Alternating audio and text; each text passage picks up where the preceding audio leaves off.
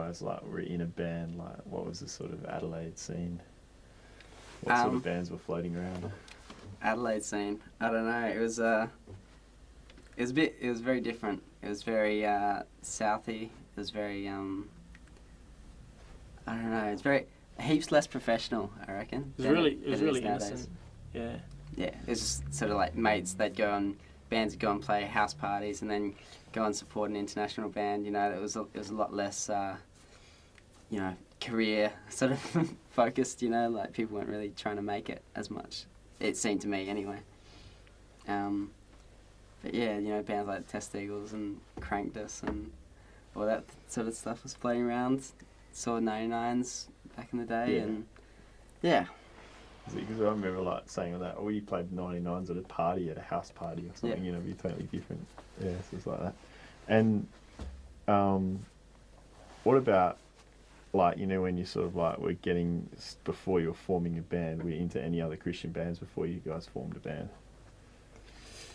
I kind of fell into the scene, just went to church with most of the Sarah's Cole guys, and they just started playing shows, like playing like 18th and stuff like that, with like everyone just skating around and then playing on a balcony, and then just kind of followed them around and kind of saw what else was kind of going around, like Embodiment and 99 Reasons Why and bands like that. And I think bands just you didn't have to be much, you just have to basically just start a band, and you were doing pretty well.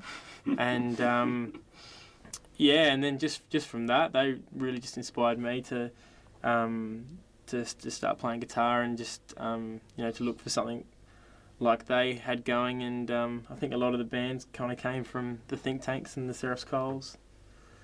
I was friends with a guy who played in a band called Four Iron, which was this sort of garage band that played at churches and stuff. And so I followed him one night up to a thing called the Ivory Ball, which is this sort of mini indoor Christian festival they had at some high school up in the hills.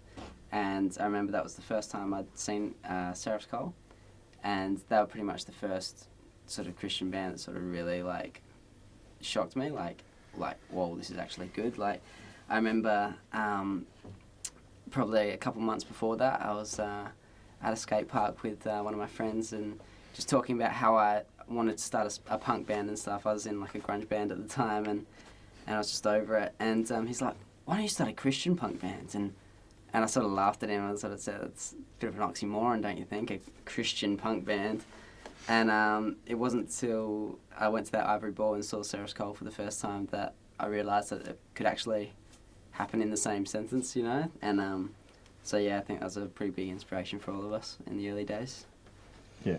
And what, like, getting into it, like, so you guys just started straight off on punk, like, that sort of thing. Yeah. Yeah. It's interesting, why punk, do you reckon, like? For me, like, meeting up with the guys like Sam Barnes and Dan Jones, and just being introduced, I got introduced probably a little bit later than most to punk and stuff.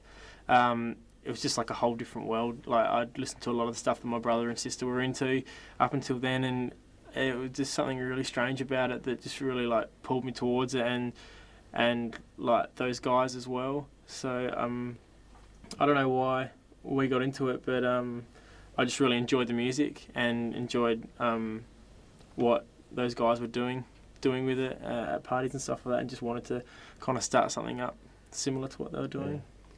I like I said, I've been into grunge and stuff for a long time, and I was right into it all, you know, the Nirvanas and Soundgardens and that sort of early 90s sort of stuff.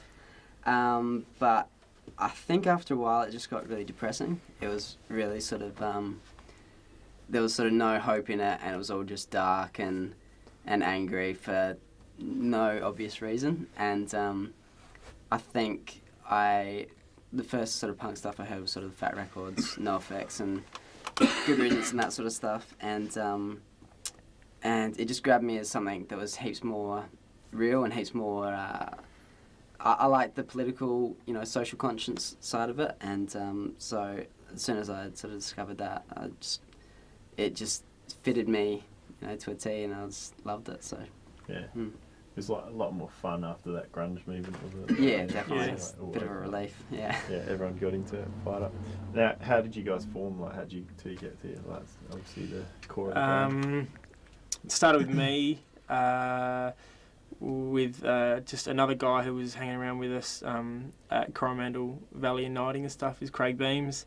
And I just went on a few camps with him, I think, and he was looking at starting up playing drums, and I was looking up starting to play guitar, and we thought, like, I had a bit of spare time on our hands, so we started jamming and just doing some stuff. And a lot of the kids and a lot of friends were like just like starting to play instruments and stuff and into the same music. And so we went through a couple of bass players, and it was all just a real big novelty and just jamming just for jamming's sake, and nothing was really serious, and just whatever came out. And so we just started to jam, and played our first show with Sarah's Cole at my dad's church, and like 40 people rocked up, and we played with a band called One Way Ticket from down south. A lot of the bands were like down at Ranella and Port Noarlunga and stuff like that. And from that, there just wasn't a lot of bands going around. We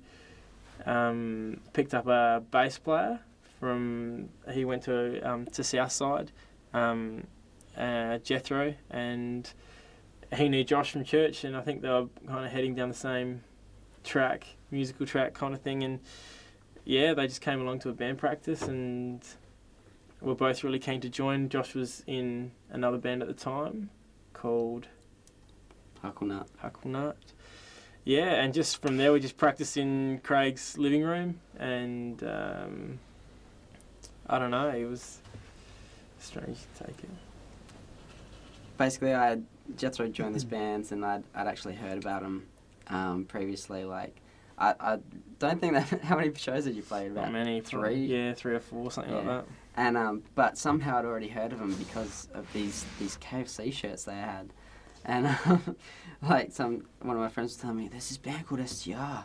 They've got like it's like the KFC, but like the girl's got a mohawk and stuff. And I was like, yeah, right, punk band, cool. And when I found out my friend had joined, I sort of said, do they need, like, how many guitarists have they got? And he's like, 1. I'm like, do they need a second one? Like, I'd be pretty keen to join a punk band and stuff. And so, yeah, I went to a practice, and the rest is history, as they say. The shirt really made it for us, I think. Like, it was basically like we were a band that hadn't played any shows that everyone seemed to wear our T-shirt anyway. And I remember Craig just drawing it one time. We were at, like, shows were happening all the time at the Underground, and he drew it, and he showed me that night. And I remember just kids coming up to the car and just going crazy about it, and just thinking it was the coolest thing. And then we put it on shirts, and I'm pretty sure we sold 50 shirts, and we hadn't even played a show with Josh.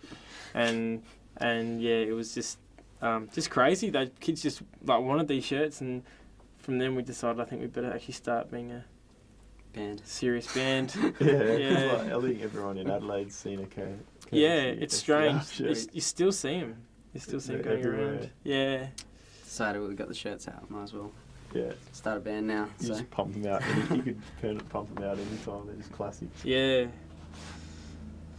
See, so was that like just going back? What your first show at the Underground? Yeah, first show with the lineup that we had. Yeah, the first lineup we had. Yeah. Was I believe the Underground, November '98. Yeah. If my memory serves me well, and it was with Sandalwood and Mustard Seed, 2 stalwarts of the scene. But yeah, it was funny. It was like our first show, and like Nate said, everyone rocked up with the KFC shirts on, and I was just kind of like, this is pretty crazy. Like, coming from a band that had never even thought of doing T-shirts or anything like that, it was kind of, I don't know, inspiring for me to see that you could do it like a real band, and so that was, yeah, it's sort of changed my thinking on the whole thing, made it a bit more serious and that sort of thing. So yeah, because that was mass once that hit. So like, and you did where did you guys mainly play to start off with? We pretty much did everything. Yeah. Pretty much it was kind of like, if anyone asked us to play a show, we'd be like, yeah, no worries. Like, in our first year together, I think we played 60 shows, or over 60, which is like more than one a weekend, so... We played a lot of youth centres and a lot of rec centres, like Port Noarlunga Rec Centre a lot, and played a lot of like Flinders Unibar when we could, and would be stoked with playing like Unibar shows, but a lot of the time was just wherever they asked us, like birthday parties. Lots of skate parks. Yeah, lots of skate parks. Days, and yeah. Played at the Underground a fair bit that year, probably. That was kind of, you know, where, you know, that whole scene was based pretty much. So the early days, that was kind of just, you know, like your stock standard place to play. If you were going to do a half decent show, it was probably there. Wasn't heaps of other venues, you know, like Enigma hadn't started yet, Fowler's wasn't there.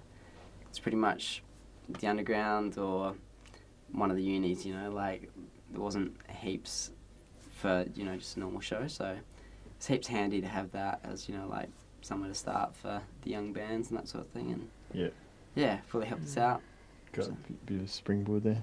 So, I just hear heaps of people always say early STR, sound, love early STR. Like you've probably heard that. Like, what's that? Like, just describe that. Well, early STR. The weird thing is, Craig was with the band for 2 years. About 2 years, and we never actually got to record him. That's like the story of our band life. We're just really slow at doing stuff. Demo. Yeah, we did a demo with Craig on it, and basically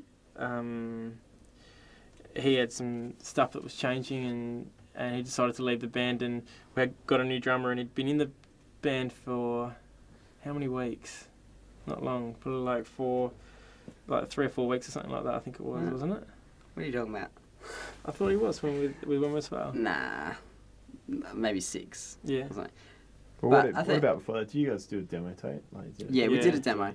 That I think the thing with that, it was us a lot rawer and a lot more sort of it was us sort of young and innocent and punk rock as you could be, you know, or punk rock as we could be anyway. And it was just flat out. We weren't so concerned about, you know, like making, you know, like breakthrough songs or anything. We just wanted to do it as hard and as fast as we could. And I think that demo tape, if nothing else, sort of captured, you know, the passion that we had for that then, you know, like I think as we sort of moved on, by the time we hit our first EP, we'd sort of discovered a bit of emo and sort of had experimented with, you know, some slower stuff and had liked it. So a lot of that EP's, you know, a bit slower. But, you know, that's just us growing up, you know, like when I joined the band I was 15, and we've been going for like nearly 6.5, nearly 7 years now.